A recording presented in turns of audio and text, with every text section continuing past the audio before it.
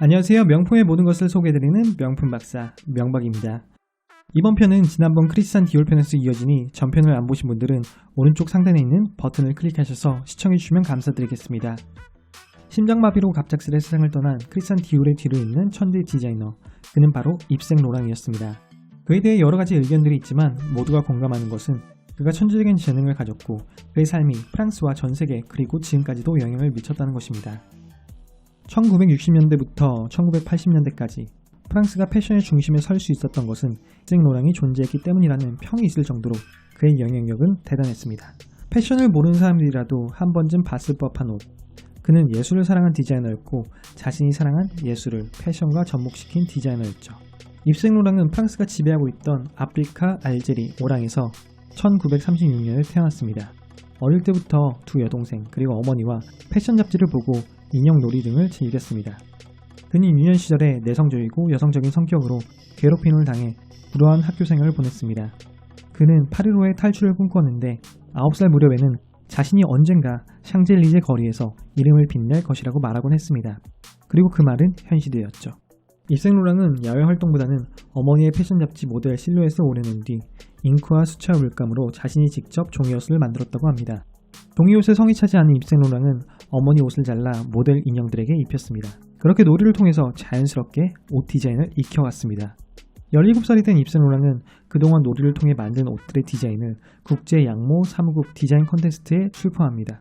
불과 17세 소녀는 드레스 부분 3등을 차지합니다. 이 컨테스트의 심사위원은 훗날 자신의 인생을 바꾼 크리스찬 디올과 그의 친구 지방시였습니다. 입생 로랑은 시상식에서 자신의 인생의 중요한 귀인인 보급 편집장 미셸 드 브루노프를 만납니다. 미셸은 입생 로랑의 재능을 알아보고 파리 의상조합 입학을 추천하고 입생 로랑은 그의 추천을 받아들여 공부를 시작합니다. 지루한 정규 수업에 실린 입생 로랑은 쿨하게 퇴학계를 날리고 학교를 떠나게 됩니다. 그리고 1954년 국제 양모 사무국 디자인 콘테스트에 재도전하여 드레스 부분 1등을 수상합니다. 그의 나이 18세였죠. 같은 해 칼 라거펠트가 드레스 부분 2위, 코트 부분에서 1등을 차지합니다. 샤넬을 다시 살려낸 천재 디자이너 칼 라거펠트와 또 다른 천재 입생 로랑이 어린 시절부터 인연이 있다는 것이 흥미롭네요. 컨테스트에서 1등을 한 후 입생 로랑은 다시 보급 편집장 미셸을 찾아갑니다. 입생 로랑이 새롭게 디자인한 스케치들을 본 미셸은 놀라움을 금치 못합니다. 그것은 그날 아침 비공개로 보았던 크리스찬 디올의 디자인과 거의 흡사했기 때문이죠. 디올은 그 당시 이미 프랑스 패션 업계를 좌지우지할 정도의 영향력을 가지고 있었습니다. 그런 디올의 것과 비슷한 디자인을 불과 18세 소년이 가져왔으니 미셸은 가만히 있을 수 없었습니다. 미셸은 디올에게 입생 로랑을 소개시켜주고 그간 있었던 일들을 설명합니다. 디올은 입생 로랑에게 즉석 스케치를 시켰는데 디올이 보기에도 입생 로랑의 실력은 놀라웠습니다. 그리고 디올은 그 자리에서 입생 로랑을 채용합니다. 그것이 어떠한 결정이 되었는지 디올도 입생 로랑도 아직은 몰랐습니다. 입생 로랑은 크리스찬 디올을 진심으로 존경했고 크리스찬 디올도 입생 로랑을 아꼈다고 합니다. 입생 로랑은 어시스턴트 디자이너로 약 3년의 시간을 보냈습니다. 1957년 디올 브랜드의 10주년을 앞두고 디올은 급작스럽게 심장마비로 세상을 떠났습니다. 그리고 21살의 젊은 입생 로랑은 디올의 수석 디자이너가 됐습니다. 세계에서 가장 유명하고 큰 패션 회사 크리스찬 디올의 입생 로랑이 수석 디자이너가 되고 맞은 크리스찬 디올의 첫 컬렉션은 1958년 1월에 열렸습니다. 트라페즈 드레스를 선보이며 큰 성공을 거둡니다. 디올 하우스도 입생 로랑을 선택한 것에 만족했습니다. 그러나 1958년 10월에 발표한 컬렉션은 젊은 세대에게는 호평을 받지만 기존 디올 고객층인 중년층에게는 외면을 받습니다. 이후 입생 로랑은 한 번은 기존 고객층들이 좋아할 만한 컬렉션을, 한 번은 자신이 원하는 진취적이고 도전적인 디자인을 교차하여 대중들에게 선보입니다. 1960년 가을 겨울 컬렉션에서는 거리 청년들에게 영감을 받은 가죽 재킷을 선보였고 이것을 본 디올 하우스의 수장이었던 마르셀 부삭은 더 이상 참지 못하였습니다. 이전 크리스찬 디올 편에서 마르셀 부삭이 디올을 후원하여 디올 브랜드가 설립된 것을 기억하시나요? 마르셀 부삭은 수석 디자이너 교체를 결심합니다. 그 시기와 겹쳐 우연히 입생 로랑은 군대 징집 명령을 받고 프랑스 군대에 입대하게 됩니다. 1954년부터 1962년까지 알제리는 독립을 위해 프랑스와 전쟁 중이었습니다. 입생 로랑이 입대한 1960년, 그 이전부터 사실 입생 로랑은 입대를 해야만 했는데 마르셀 부삭이 패션계 인사, 언론을 이용하여 58년, 59년 정부의 압력을 넣은 덕분에 징집이 되지 않았다가 가죽 컬렉션을 보고 폭발하여 증집을 촉구했다는 비화가 있습니다. 섬세한 성격의 입생 로랑에게 군생활은 매우 체질이 맞지 않았습니다. 입대 후 20일 동안 동료, 선임 병사들의 괴롭힘 속에서 관심병사로 정신병원에 입원합니다. 그리고 거기서 그는 디올 하우스로부터 해고 통보를 받습니다. 아직 회사에 계약 기간이 남아있음에도 무단으로 해고를 한 것에 그는 더 정신적으로 무너지게 됩니다. 이때 정신병약, 신경안정제 등을 너무 먹어서 정신적인 문제와 약물 의존증이 만들어졌다고 후일을 스스로 밝혔습니다. 입생 로랑은 며칠 지나지 않아 정신적인 문제로 강제 전역을 하게 됩니다. 그가 정신적으로 큰 어려움을 겪고 있을 때 그를 도운 것은 그의 연인 피에르 베르제였습니다. 그는 입생 로랑을 대신해 디올에 소송을 걸고 승소해 48,000파운드를 입생 로랑에게 안겨줍니다. 현재 가치로는 17억 정도의 가치입니다. 베르제는 후원자들을 모아 입생 로랑 브랜드를 런칭시킵니다. 1961년 최초 브랜드 네임은 입생 로랑이었지만 2013년부터 생 로랑으로 브랜드 네임을 변경했습니다. 화장품과 일부 액세서리는 아직 입생 로랑을 쓰고 있다고 합니다.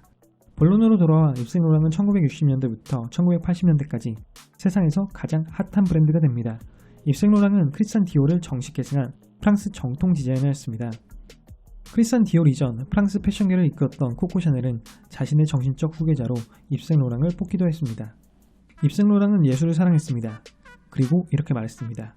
패션은 예술이 될 수 없다. 비록 패션 자체가 예술이 될 수는 없지만 예술은 충분히 패션의 영감이 될 수 있다. 그는 자신이 사랑한 예술과 자신의 디자인을 혼합하기 시작했습니다. 몬드리안 작품에서 영감을 받아 1965년 출시한 몬드리안 드레스를 시작으로 달리, 피카소, 브라크, 반 고흐 등 예술 작품에서 영감을 받은 컬렉션들이 수없이 많습니다. 특히 그의 몬드리안 드레스는 몬드리안 룩이라는 단어를 패션 사전에 등재시킬 정도로 큰 영향을 미쳤습니다. 패션을 모르는 사람이라도 이 옷은 한 번쯤 보았을 겁니다. 입생 로랑 스스로는 인정하지 않았지만 그는 패션을 예술의 경지로 끌어올렸다고 찬사를 받았습니다. 입생 로랑은 예술작품 컬렉터로도 유명한데 사후 그의 컬렉션들은 경매로 팔렸고 낙찰액 6천억은 모두 에이즈 퇴치 기금으로 기부되었다고 합니다. 입생 로랑의 패션에 미쳐 알 수 있는 그의 가치관은 이전 관습으로부터의 탈피입니다. 프랑스 오뚜큐트르 컬렉션, 고급 맞춤복 컬렉션에서 흑인 모델을 세계 최초로 세운 사람도 입생 로랑이었습니다. 같은 해 입생 로랑은 프랑스 오뚜큐트르 패션하우스 최초로 기성복 라인을 출시했습니다. 그는 백만장자들을 위한 옷을 디자인하는 데 지쳤다 라며 많은 대중이 입을 수 있는 옷들을 만들었습니다. 그는 당시 사회적 약자인 여성들을 바라보았습니다. 입생 로랑이 바라는 여성상은 자기 차를 운전해 출근하고 여유롭게 신문을 보는 진취적인 여성상이었다고 합니다. 그래서 그 당시 타부시되는 옷들을 제작합니다. 60년대, 70년대를 풍미한 여성 턱시도 르 스모킹을 출시합니다. 그때 시대상에서는 상상할 수 없는 옷이었습니다. 여성들은 공공장소에서 격식 있는 자리에서 바지를 입는 것이 예법에 맞지 않았습니다. 또한 턱시도는 19세기 영국에서 남자들이 흡연할 때 입기 위해 만들어진 남자들의 전유물이었습니다. 입생 로랑은 남자들의 전유물이었던 턱시도를 여성들이 입을 수 있는 옷으로 만들었습니다. 그것도 아주 멋지게요. 그 이후에도 입생 로랑은 남자들만 입을 수 있는 의상들을 여성들이 입을 수 있는 여성적 스타일로 재해석하여 런칭합니다. 남자 조종사들이 입던 점프수트, 서원들의 재킷, 사파리 자켓, 남성복을 단순히 여성복으로 바꾸기만 한 게 아니라 여성의 매력을 잘 보여줄 수 있도록 만들었습니다. 페미니스트들이 여성을 억압하는 브라를 태워버리자는 목소리를 내던 1968년 입생 로랑은 브래지어 없이 가슴을 훤히 드러내는 시스루 드레스를 세계 최초로 만들어 컬렉션에서 발표하기도 합니다. 당시 미국 라이프 잡지에 입생 로랑에 대한 평은 이렇습니다. 샤넬 이후 최고의 스 메이크업. 영원할 것만 같았던 그의 영광도 영원하지 않았습니다. 입생 로랑은 1993년 망하게 됩니다.